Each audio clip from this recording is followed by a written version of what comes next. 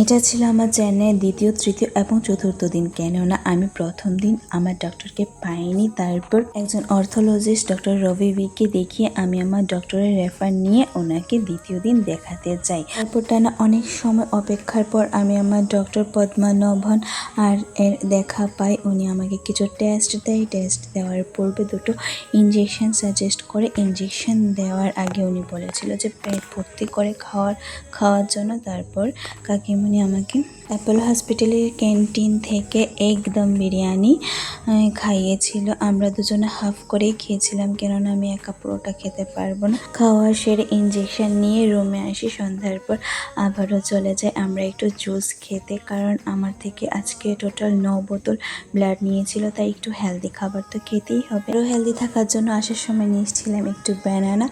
এখানকার ব্যানানাগুলো এত সুন্দর ছিল, কেজি 50 টাকা করে, আমরা 1 কেজি নিয়েছিলাম। খেতেও খুব স্বাদ।